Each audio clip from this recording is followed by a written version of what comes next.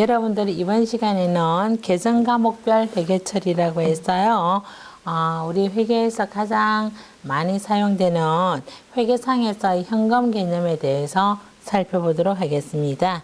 자, 여러분들 현금은 다 아시죠? 그죠? 뭐 주화라든지 지폐라든지 수표 다 현금으로 보죠. 그죠?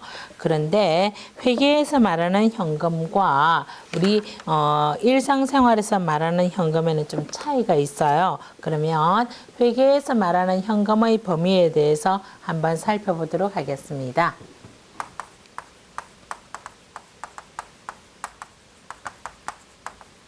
자, 회계에서 말하는 현금에는요, 여러분들이 뭐예요? 예를 들면 주화라든지 지폐 있잖아요. 그죠?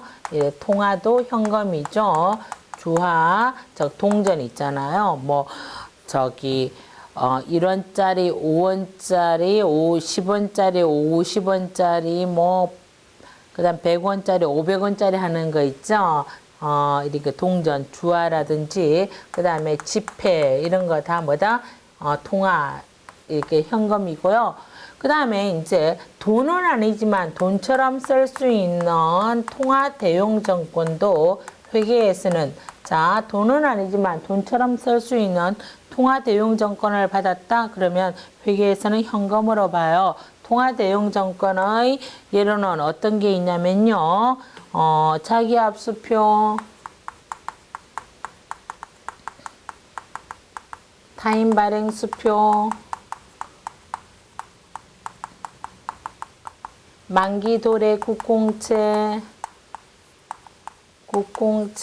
이자표, 우편한 정서, 이런 것은 실제 통화는 아니지만 돈처럼 쓸 수 있다 해가지고요. 이것도 회계상에서는 뭐로 본다? 현금으로 본다는 거죠.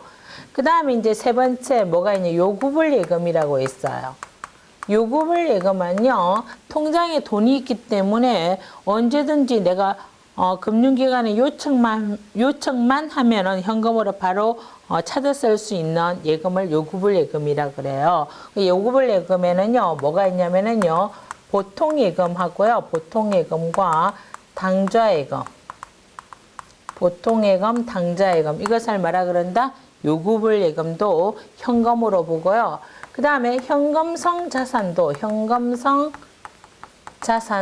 현금으로 보여요. 현금성 자산은 취득 당시, 취득 시점으로부터 3개월 이내에 현금으로 바꿀 수 있는 거 있잖아요. 환매처 정서라든지 이런 거 있잖아요. 그것도 현금으로 본다 하는 거죠. 그래서 우리가 일상생활에서 말하는 현금과 회계상에서의 현금은 범위가 크죠. 그래서 회계상 현금에는 통화 대용 정권, 요구불 예금, 현금성 자산을 다 현금으로 본다 하는 거죠.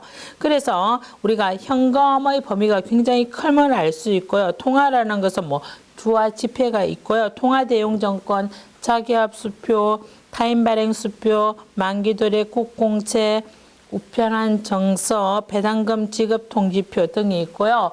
요구불 예금에는 당좌 예금, 보통 예금 등이 있고, 현금성 자산은 취득 시 3개월 내에 만기가 도래하는 채무증권과 단기 손익인식지정 금융자산, 즉 단기 손익인식지정 금융자산은 예전에 이제 단기 투자자산 했던 것이 이름이 이래 바뀌었어요. 자, 이렇게 해서 여러분들이 현금의 범위를 알 수 있고요.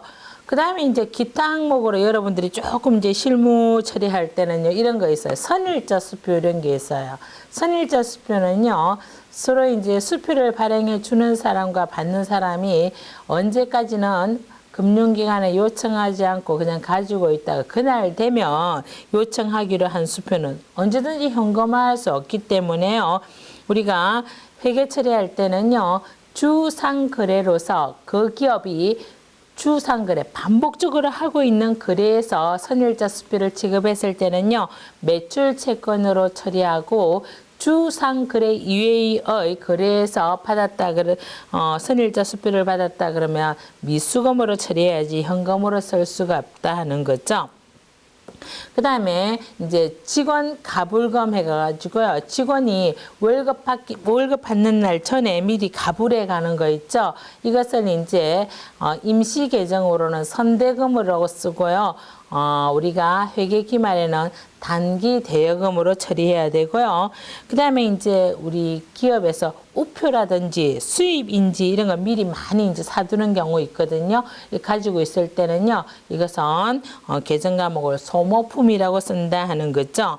그 다음에 당좌 개설 보증금 같이 예치해 둔 것은요, 계정 과목을 장기 손익 인식 지정 금융 자산으로 쓰고요. 그 다음에 당좌 처월 같은 경우에는 단기 차입금으로 쓴다 하는 거죠. 그래서 이것은 이제 실무에서 일하시는 분들이 가끔씩 질문이 들어오더라고요. 그래서 한번 기타 항목의 분류도 살펴보았습니다. 그런데 우리가 이제 이렇게 회계에서 말하는 현금의 범위를 살펴보았고요. 현금은 들어오고 나가고 할 때마다 현금에 관해서 우리가 작성하는 보조장부로서 현금 출납장이라는 보조장부가 있어요. 그리고 현금 출납장의 모양은요, 일자, 적요, 수입, 지출, 잔액의 5개 란으로 구성되어 있는데요. 보통 수입란에서는 현금 계정의 수입은 차변에 적고요. 지출란은 현금의 대변 금액에 동일하게 기입하는데, 이때 현금 출납장의 잔액과 현금 계정의 잔액은 반드시 일치해야 된다 하는 거예요. 자, 현금 출납장이라고 하는 장부에 있는 잔액과 금고 속에 있는 금액은 똑같아야 우리가 이제 현금 관리가 잘 되고 있다고 볼 수 있겠죠. 자, 그래서 여러분들이 현금 출납장에 관한 우리가 작성 예제 문제를 한번 살펴보도록 하겠습니다. 자, 다음 거래를 현금 출납장에 기입하시오 했어요. 3월 1일, 1000월 2월에 현금 3만 원이 있어요. 즉, 이 말은 지난달에 현금 사용하고 남아있는 것이 3만 원이 있었어요. 그래서 3월 1일 날짜 적고요. 적요란에 1000월 2월, 지난달에 2월 된 거 수입란에 30만 원인가요? 30만 원 남아있다. 그러면서 잔액에도 30만 원 있으면 금고에도 30만 원 있었겠다 보는 거죠. 그럼 3월 2일 한국 상사에 상품을 판매하고 대금 20만 원을 현금으로 받았다. 그래서 3월 2일 한국 상사에 상품 매출하고 20만 원이 들어왔어요. 받았으니까요. 수입란에 20만 원 받았어요. 그러면 원래 30만 원 있는 거 하고요. 지금 20만 원 받은 거 하고 잔액은 50만 원이 있다고 보는 거죠. 그 다음에 3월 8일 날 안진산업에서 상품을 15만 원을 현금으로 매입했다 했어요. 안진산업으로 상품 15만 원 매입했다. 자, 현금을 주고 매입했기 때문에 15만 원이 돈이 나갔잖아요. 그죠? 그래서 지출란에 15만 원 되니까 원래 잔액란에 50만 원이 있었는데 15만 원이 지출되어서 잔액에 남아있는 것은 35만 원이 남아있죠. 그 다음에 3월 15일 보시면 신한은행에 현금 22만 원을 당좌예금했어요. 자, 신한은행에 예금했으니까 돈 22만 원이 나갔죠. 그죠? 그래서 15일 신한은행에 당좌예금해가 지출란에 22만 원 나갔어요. 그래서 잔액이 얼마 남아있다? 13만 원 남아있다 하는 거죠. 그 다음 3월 27일 신한은행에서 현금 10만 원을 인출해왔다. 신한은행에서 현금 10만 원을 인출해 왔으니까 수입란에 10만 원이 인출되어 있어요. 그래서 잔액에는 얼마가 있다? 13만 원 잔액에 10만 원 돈이 들어왔으니까 23만 원이 있다는 말이죠. 그 다음에 3월 28일 교통비 6천 원을 지급했다. 자, 이제 택시 타고 갔다. 버스 타고 갔다 해가 6천 원이 나갔다. 그럼 지출에 6천 원 나갔어요. 잔액이 22만 4천 원이 있어요. 그래서 총 돈을 보니까 수입의 합계는 60만 원이 있고요. 60만 원 있었는데 그중에 37만 6천 원을 지출해서 남아있는 금액은 22만 4천 원이 남아있어요. 그러니까 남아있는 금액만큼은 다음 달로 2월에서 쓸 거니까요. 우리가 주기적 빨간색으로 3월 30일, 3월 달은 31일까지 있잖아요. 3월 31일, 4월, 2월 22만 4천 원 적어서 수입과 지출의 합계가 똑같죠. 그죠? 이것이 넘어가면은 다음 달로 4월 1일 하고요. 전월 2월에 수입란에 22만 4천 원 적고요. 잔액에도 22만 4천 원 적어요. 이때 잔액이 22만 4천 원 있는 것만큼 금고 속에도 22만 4천 원 있어야 되는데 우리가 현금을 다루다 보면은요. 때에 따라서는요. 장부상에 있는 금액과 금고송에 있는 금액이 안 맞을 경우가 있어요. 이럴 때 안 맞을 때는 그 금액을 찾아야 되겠죠. 찾기 위해서 임시로 사용하는 계정이 현금 과부족 계정이 있는데요. 그러면 이 현금을 다루다 보면은 금고에 있는 돈과 실제 돈, 금고에 실제 있는 돈과 장부상 있는 금액에 차이가 생기는데 만약의 경우 이제 우리가 회계 처리를 했더니 부족하다는 거예요. 부족하다. 즉 부족하다는 것은 뭐냐면은요. 장부에 22만 지금 우리가 현금 출납장 작성하니까 장부에 얼마 있다? 22만 4천 원 있으면 금고에도 현금이 22만 4천 원이 있어야 되거든요. 돈은 딱 맞아 떨어져야 돼요. 그런데 회계 기간 중에 현금이 안 맞다면은 찾아야 되겠죠. 그죠? 찾기 위해서 부족하다는 것은 돈이 있어야 될 돈이 없어졌다는 거죠. 즉 현금이 없어졌기 때문에 부족한 거예요. 그래서 이것을 여러분들 어렵게 생각하시지 말고 부족하다는 것은 돈이 없어졌다. 그럼 대변에 현금 이렇게 적는 거예요. 왜 없어졌는지 찾아야 되니까 찾기 위해서 임시로 사용하는 계정을 우리가 뭐라고 적냐면은요.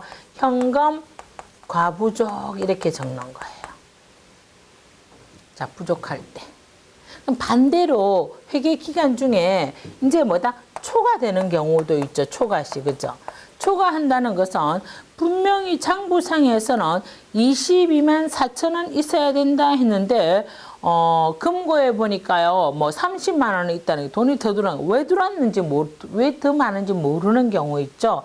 즉 장부 금액보다 실제 금액이 더 많다는 거죠. 많다는 것은 현금이 더 들어왔다는 거죠. 그래서 차변에 뭐다? 현금 얼마 적고요. 왜 들어왔지? 찾아야 되니까 메모해두는 계정으로 현금 과부족이란 임시 계정을 사용해요. 대변에 현금 과부족 얼마. 요래 놓고요. 기말에는 지금 회계 기간 중이었고요. 회계 기말에 가면은요. 이 임시 계정으로 사용했던 현금 가부족이라는 이름을 없애줘야 돼. 현금 가부족. 그러면 차변에 있는 현금 가부족을 없애주려면 어디로 보내줘야 돼요? 대변에 보내줘야 되거든요. 그럼 대변에 뭐라고 한다? 현금 가부족. 얼마 없애주는 거예요. 그러면 이때 그 원인을 찾았으면 원인을 적는 거예요. 직원 교통비 주느라고 없어졌다. 신문대금 주느라고 없어졌다. 뭐 이런 거 있잖아요. 그죠? 잡비로 썼다. 이런 거 있잖아요. 찾으면 이제 못 찾았어요. 못 찾았을 때는 뭐라고 적냐면 잡손실 적어요. 그러면 보세요. 회계 기간 중에 현금 가부족하고요. 기말에 현금 가부족. 차변과 대변의 수를 없애주면 회계 기말에 남는 것은 차변의 잡손실, 대변의 현금 이렇게 남게끔 처리된다는 거죠. 그 다음에 장부상 있는 금액보다 실제 금액이 더 많은 경우 있잖아요. 현금이 초과된 경우에도 회계 기말이 되면은요, 이 임시 계정은 없애줘야 돼요. 그럼 대변에 있는 현금 가부족을 없애주려면 어디로 보내주면 반대쪽에 보내주면 상계가 되죠. 차변에 현금 가부족 얼마 없애주고요. 대변에는요, 뭐라고 하냐면은요, 왜 많은지에 대해서 찾아야 되겠죠. 그죠? 찾았으면 적고요. 못 찾았으면 뭐라 그런다? 자비이익 적는 거예요. 자비이익. 그러면 이거하고 없어지니까 차변의 현금, 대변의 자비이익 이렇게 처리되는 거죠. 이것이 뭐다? 회계 처리 내용이고요. 회계 기간 중 처리와 회계 기말의 처리를 알아둘 필요가 있고요. 이 내용을 우리가 예제 문제를 통해서 한번 정리해 보도록 하겠습니다. 자, 3월 2일 현금 출납장 장부 잔액은 33만 원인데 실제 현금 잔액은 30만 원이다. 현금 출납장에는 현금이 33만 원이 있다고 했는데 실제 금고 속에는 30만 원이 있어요. 이것은 현금이 부족하다는 걸까요? 많다는 걸까요? 정 뭐예요? 33만 원이 있어야 되는데 30만 원 있다가 3만 원이 없어진 거잖아요. 그러면 어디에 해당돼? 부족하다는 의미죠. 그래서 일단은 대변에 현금 3만 원 없어지고요. 차변에는 뭐예요? 현금 과부족 3만 원 이렇게 되겠죠. 그 다음에 5월 30일 부족액 중 만 원은 잡비 지급액의 기입 누락으로 판명되다. 잡비 줬는데 누락한 거예요. 그러면 차변에 뭐가 생기죠? 잡비 만 원 되고요. 대변에는 차변에 있는 현금 과부족 중에서 만 원만큼 빼줘야 되겠죠. 대변에 현금 과부족 만 원 이렇게 된다는 거죠. 그 다음에 5월 31일 잔액 2만 원에 대해서는 결산일까지 원인 불명이다. 원인을 못 찾았다는 거죠. 그러면 못 찾은 것만큼 뭐로 처리한다? 차변에 찹손실 2만 원 하고요. 대변에 현금 과부족 2만 원 이렇게 처리한다는 거예요. 자, 그래서 우리가 여러분들은 회계상에서의 현금의 범위 알아두시고요. 그 다음에 현금이 들어오고 나갈 때마다 작성하는 보조장부로서 현금 출납장이 있다 그랬고요. 현금 출납장에 있는 잔액만큼 금고 속에서도 돈이 딱 맞아야 된다 하는 거죠. 안 맞는 경우에 사용하는 임시 계정이 현금 과부족이다 하는 거죠. 그리고 이제 실제 기업에서는요. 웬만하면 현금은 은행에 맡겨두고요. 당장 쓸 돈 외에는 현금을 보유하고 있지 않는 것이 좋아요. 그래서 우리가 이제 현금은 최소한만 보유하는 제도로서 소액현금 제도가 있어요. 그러면 소액현금이 무엇인가 하면은요. 소액현금이란 일상적으로 발생하는 소액의 경비로서 예를 들면 우편료, 소모품비, 교통비 등의 지급을 위하여 격리부에서 다른 부서의 용도 관련 담당자에게 지급해주는 소액의 현금을 소액현금 제도라고 합니다. 그래서 소액현금 제도에는요. 정액자금 전도 제도와 부정액자금 전도 제도가 있어요. 그래서 결산 시 소액현금 계정의 잔액은 현금 계정에 포함시켜서 보고하는데요. 정액자금 전도 제도라고 하는 것은요. 우리가 이제 보통 보면 기업에서는 정액자금 전도제를 사용하죠. 운영비의 형태로서요. 매달 현금으로 쓸 수 있는 최소한의 돈을 지급해 주는 거죠. 그래서 소액자금 전도 시에는 차변의 소액현금, 대변의 당좌예금은 조금 이따가 이제 공부할 건데요. 기업은요, 당좌예금 계정을 사용하는 경우가 많다는 거죠. 소액의 지출 시에는 이에 따른 회계 처리는 할 필요가 없고 영수증만 보관하고 있다가 소액현금 재충당 시에는 차변의 재비용, 대변의 소액현금하고요. 그 다음에 사용한 돈만큼을 다시 보충해 주죠. 차변의 소액현금, 당좌예금 처리하는데 보통 보면은요, 남을 만큼은 안 줘요. 그렇기 때문에 빠듯하게 있잖아요. 운영비 쓰고 그 매달 일정 금액을 받는 경우가 우리 현실에서는 더 많아요. 그 다음에 부정액 자금 전도제가 있는데요. 이것은 이제 상위 부서에서 각 부서에 예를 들면 뭐 총무 관련 부서에서 각 부서에 운영비 줄 때요. 필요하다면 수시로 그때그때 주는 거죠. 근데 부정액 자금 전도제도를 쓰면요. 우리가 정기적으로 보충해 주는 것보다 훨씬 더 현금을 많이 사용할 수 있죠. 그래서 소액현금의 설정 금액이 일정하지 않고 보충할 때마다 변동하며 현금 잔액이 거의 없는 경우에 적당한 금액을 수시로 보충해 주는 방법을 부정액 자금 전도 제도로 한다 하는 거 알아두시기 바랍니다. 자, 그러면 우리가 이제 실무에서 여러분들이요. 현금은 웬만하면 적게 가지고 있고 은행에 보관하는데요. 은행에 보관하는 방법으로서 당좌예금이란 방법이 있어요. 당좌예금이라고 하는 것은 기업이 은행과 당좌 계약을 맺고서 은행에 현금을 예입하고 필요에 따라 수표를 발행하여 현금을 인출하는 예금을 말하는데, 보통 예금과 다른 점은 우선 돈이 필요할 때마다 거래처에 현금을 지급해야 할 때에는 반드시 그 은행이 미리 교부한 수표를 이용한다는 것이 다르다는 거죠. 그리고 당좌예금의 또 하나의 특징으로서 당좌 차월이 있다고 했는데요. 그러면 당좌예금에 대해서 간단하게 한번 설명해 보도록 하겠습니다.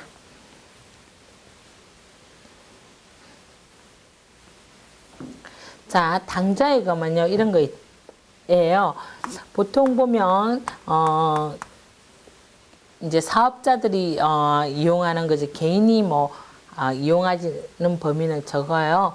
회사가 돈이 있어요. 이 돈을 어디에다가, 자, 돈은 은행에 맡기는 게 안전하죠. 은행에 맡기는데, 그 맡기는 예금 통장 이름이 뭐냐면 당좌예금이에요.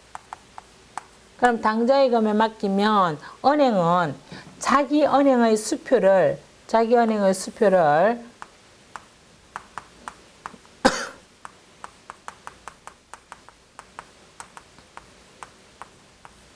당좌 수표 책자를 회사에 주는 거예요. 그럼 회사는 1년 번호가 똑같이 생겼어요.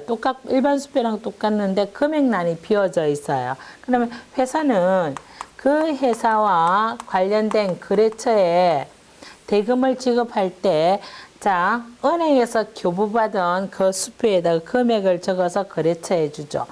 거래처는 자기가 거래하는 자기 거래처 은행에 그 수표를 제시하면 돈을 받을 수 있죠. 은행 간에는 서로 거래 관계가 있기 때문에요. 온라인 관계로 연결되어 있기 때문에. 만약 거래처가 자기 거래은행에 요청하는 게 아니라 은행으로 바로 요청해도 돼요. 그죠? 다 상관없어요. 그래서 언제든지 당좌예금 한도 내에서는 언제든지 뽑았을 수 있으니까. 그리고 거래처에 현금을 줬을 때는 정빙이 없지만요. 수표 1년 번호가 있기 때문에 수표 번호 몇 번짜리 줬다 이렇게 기록으로 정빙으로 남길 수가 있죠.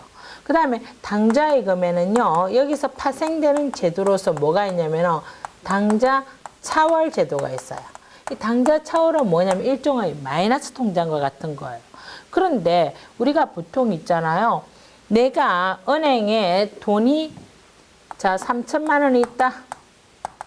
그러면 수표를 발행할 때 3천만 원 한도 내에서 발행해야 되는데요. 당좌 차월 계약으로 마이너스 통장에 또 3천만 원 있는 거예요. 그러면 이 회사 입장에서는 여유 자금이 3천만 원은 급할 때 다른 데 빌리러 갈 필요 없어. 이 돈을 뺏을 수 있는 거죠. 자, 기업이라고 하는 것은 어떤 상황이 발생할 수 없기 때문에 적정한 금액의 유동성 확보는 필요하죠. 그죠? 우리 개인도 그렇죠. 그죠? 보통 보면 수입이 없더라도 3개월은 뭐예요? 어디 안 빌려가지고 쓸 수 있는 여유자금 비축하라 이런 거 있잖아요. 왜? 그죠? 그렇기 때문에 이렇게 회사 입장에서는 당좌예금의 돈에다가 당좌 차월의 돈까지 쓸 수 있는 장래 유동성 확보에도 도움이 되는 것이 당좌 거래라는 거죠. 그래서 당좌예금이 무엇인가 하는 것은 그림으로 잘 표현해서 교환에 첨부시켰으니까 보시고요. 이때 여러분들이 이제 신문 같은 데 보면 오늘의 당좌거래 정지자해가 많을 거예요. 그러면 뭐냐면은요. 자, 당좌예금 잔고와 당좌 차월의 한도를 초과해서 수표를 발행하면요. 그 수표는 뭐예요? 부도 수표가 될 수 있는 거죠. 그죠? 그렇기 때문에 항상 그 한도를 지킬 필요가 있고요. 보통 보면은 이제 경제 상황이 호경기일 때는 한 10일까지는 돌아오지 않는 경우도 있지만 요즘 같은 게 적시적시 돌아오다 보니까 한도를 초과시켜서 발행하면 바로 지불 정지될 수도 있다는 거 알아두시고, 그러면 당좌예금과 관련된 우리가 예제 문제를 한번 살펴보도록 하겠습니다. 다음 거래를 분개하시오. 1번 신한은행과 당좌 거래를 개설하고 현금 20만 원을 예입하다, 예금했다는 거죠. 그러면 차변에 뭐가 되죠? 당좌 예금 20만 원, 대변에 현금 20만 원 되고요. 2번 신한은행에 건물 300만 원을 건저당 설정하고 당좌 차월 계약 100만 원을 설정하다. 자, 건저당 설정하고 뭐예요? 당좌 차월 계약을 설정한 것은 변동이 없기 때문에 회계 처리 대상이 아니죠. 3번 가나 회사로부터 상품 100만 원을 구입하고 수표를 발행해서 지급하다. 상품 얼마 구입했다? 100만 원 구입했는데 수표를 발행했대요. 내가 은행에 예금한 금액은 20만 원밖에 예금이 안 돼 있어요. 그런데 당좌 차월 계약이 100만 원 설정되어 있기 때문에 이 수표는 부수수표가 되지 않죠. 그죠? 그래서 일단은 내가 예금해둔 돈부터 먼저 없어지죠. 그래 대변에 당좌 예금 20만 원 되고요. 그 다음에 당좌 차월 계약 제도 하에서 80만 원 빌려왔죠. 이 빌린 돈, 당좌 차월에서 빌려온 돈은 우리가 계정 과목을 단기 차입금이라고 해요. 그래서 대변에 단기 차입금 80만 원 이렇게 처리하는 거예요. 차변에 상품 100만 원, 대변에 당좌 예금 20만 원, 그 다음에 단기 차입금 80만 원 이렇게 처리한다 하는 거죠. 그 다음 4번 라다 회사에 상품 200만 원을 판매하고 현금으로 받아 예금하다 했어요. 자, 팔았잖아요. 그럼 대변에 뭐다? 매출 200만 원 하고요. 그 다음에 이 200만 원 중에서 이제 200만 원을 받아서 입금했지만 은행에서는요 200만 원 다 입금 안 시켜줘요. 자기가 찾아갈 돈 먼저 뭐예요? 챙겨가고 나머지만 예금시켜 주거든요. 여기서 단기 차입금 얼마 있었다? 80만 원 있었잖아요. 그죠? 80만 원 먼저 챙겨가는 거예요. 그래서 차변에 단기 차입금 80만 원 되고요. 나머지 120만 원만 당좌 예금 120만 원 되고요. 대변에 매출 200만 원 해서 없어지는 거죠. 이때 우리가 은행의 잔고와 우리가 은행에서의 예금 한도를 라와 그다음 당좌 차월의 한도를 초과해서 수표를 발행하면 안 되기 때문에 당좌 예금의 예익과 인출을 상세히 기록하기 위한 보조 기입장으로서 당좌 예금 출납장이 있는데요. 이 장보의 형식과 기입 방법은 현금 출납장과 같지만 당좌 거래를 하고 있는 은행별로 작성한다는 점에서는 차이가 있을 수 있다는 거죠. 그래서 당좌 예금 출납장 작성 예시로서 보면 9월 1일 서울은행과 당좌 거래 계약 및 당좌 차월 계약을 맺고 현금 150만 원을 예급하였다. 단 당좌 차월 한도는 140만 원이다 했어요.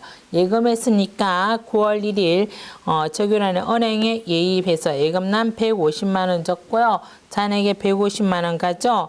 자, 9일 날 한라주로부터 상품 130만 원을 매입하고 대금은 수표 번호 51번을 발행해서 지급했다. 그래서 상품 대금을 지급하고 번호 51번 지급했으니까 인출란에 130만 원이 나가서 잔액란에 20만 원 남아있죠.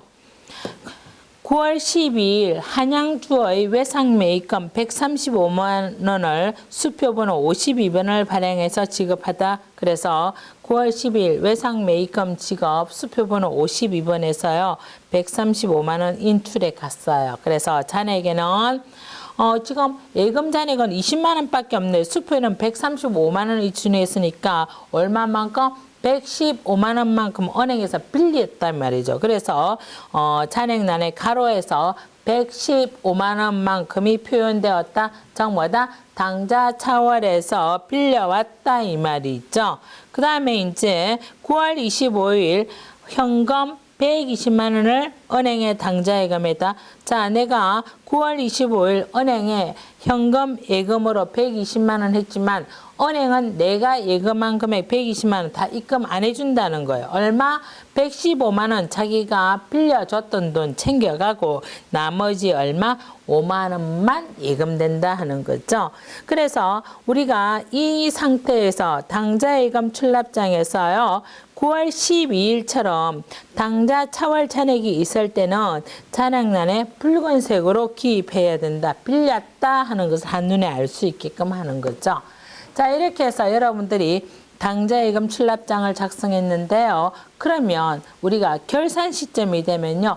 은행의 잔고와 기업의 잔고를 맞춰볼 필요가 있어요.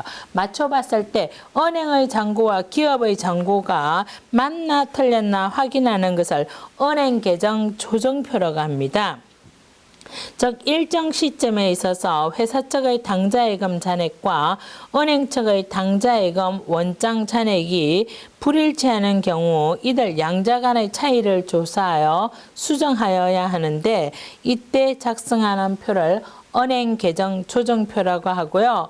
은행 계정 조정표는 회사 측 잔액을 은행 측 잔액에 일치시키는 방법이 있고요. 은행 측 잔액을 회사 측 잔액에 일치시키는 방법이 있으며 양측을 모두 조정하여 정확한 잔액을 구하는 방법이 있는데 이 중에서요. 양측을 모두 조정해서 정확한 방법을 잔액을 찾는 것이 가장 논리적이고 타당하고 실무에 가장 많이 사용되는 방법이다 할 수 있어요. 그러면 은행 조정 계정 조정표를 작성할 때요. 은행 측과 회사 측의 잔액의 불일치 원인을 한번 살펴봅시다. 보통 보면 은행 측의 원인은요. 미기입예금, 즉 회사 측에서는 은행 마감 후에 입금했는데 은행이 입금 정리를 못해. 요즘 입금 처리하는 방법이 다양하죠. 인터넷상으로도 하고요. 무통장 입금도 하고 그러다 보니까 회사 측에서는 입금했는데 은행 측에서 미입금하면은요. 차이가 생길 수 있다는 거죠. 그럴 때는 회사 측에서 입금 처리해주면 즉 회사 측에서는 입금 처리되어 있고 은행에서는 미입금 처리되어 있기 때문에 처리 방법은 은행 잔액에서 은행이 은행 잔액에 가산하면 회사 측 잔액과 은행 측 잔액은 똑같다 하는 거죠.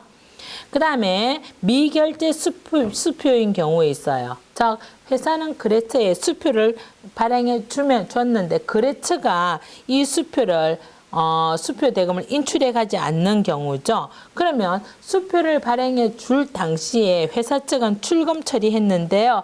은행 측은 미출금 처리되었어요. 그러면 결산 때는 은행 잔액에서 차감할 항목이다. 은행에서 차감할 항목이다 하면은 은행 잔액과 기업의 잔액은 딱 맞다 하는 거죠. 그 다음에 이제 회사 측의 원인을 보도록 하겠습니다. 첫 번째 내용으로 미통지 예금이 있어요. 이거는 뭐냐면은 자 거래처에서 온라인으로 은행에 입금을 했는데 회사가 그 입금했다는 소리를 못 들었어요. 그럴 때는 회사 측에서 미입금 처리가 되어 있기 때문에 은행 계정 조정표를 작성할 때 회사 잔액에 가산시키면요. 은행 측 잔액과 회사 측 잔액은 일치될 수 있고요. 그 다음 이자 수익. 즉 이것은 뭐냐면은 우리 회사가 입금해 둔 돈이 있어서 이자 수익이 발생했어요. 그러면 은행에서는 온라인상으로 이자가 있다고 입금 처리했는데 회사 측은 통장 정리를 안 해봤기 때문에 모르는 거예요. 미입금된 거예요. 이때는 누가 처리한다? 회사 측에서 그 잔액을 가산시키면 맞아진다 하는 거죠. 부도수표 볼까요? 회사 측에서는 입금 처리했는데요. 은행에서는요 부도수표인지를 알게 됨으로써 미입금 처리했어요. 그러면 누가 회사에서 역시 이거는 뭐다? 부도수표니까 그래 수표를 잔액만큼 입금했다고 처리한 걸 빼주고 거래처에 뭐다? 다른 방법으로 대금을 청구를 해야 되겠죠. 그죠? 그 다음에 이자 비용. 이자 비용은요. 이제 회사가 지불할 이자가 있어요. 그럼 은행 측은요. 그날 되면 자동으로 딱 출금해 빠져나가요. 그런데 회사는 출금된 줄을 모르고 있어요. 그럴 때는 회사가 결산 때 잔액에서 차감시켜주면 일치될 수 있고요. 은행 수수료도 이자 비용과 마찬가지죠. 은행 수수료도 은행은 수수료 바로 출금에 갔죠. 그런데 회사 측에서는 미출금된 상태에서는 회사 잔액에서 차감해주면 서로의 잔액이 일치될 수 있다 하는 거죠. 이렇게 결산 때 은행 측 잔액과 기업의 잔액을 서로 조정해서 불일치 원인을 찾아보는 장부가 은행계정 조정표가 있다 이렇게 알아두시기 바랍니다. 자, 그래서 이번 시간에는요. 현금 및 현금성 자산으로서 회사 측에서 기업의 입장에서 현금의 범위에 대해서 살펴보았고요. 그 다음에 이제 이 현금과 관련해서 현금 출납장의 보조장부에 대해서 공부했고요. 그 다음에 이 장부상 금액과 금고 속에 있는 금액이 부족한 경우 또는 서로 초과되는 경우에일 때 회계 처리를 살펴보았고요. 그 다음에 현금은 최소한 보유해야 하는 것이 좋기 때문에 소액 현금 제도가 있다 그랬어요. 그 다음에 이제 모든 현금은 은행과의 거래에서 기업의 유동성 확보 측면에서 당좌예금이 기업의 입장에서 유리하다 그랬어요. 그래서 당좌예금과 당좌차월 제도에 대해서 살펴보았고요. 그 다음에 회계처리 방법에 대해서도 살펴보았습니다. 그런데 회사 측 잔액과 기업의 잔액은 항상 일치되지 않기 때문에 두 관계를 조정하는 것을 은행계정 조정표가 있다 하는 것까지 공부했습니다. 자, 그래서 이번 시간에 여기까지 하고요. 다음 시간에는요. 유가증권에 대해서 회계처리 방법과 내용에 대해서 학습하도록 하겠습니다. 수고 많았습니다.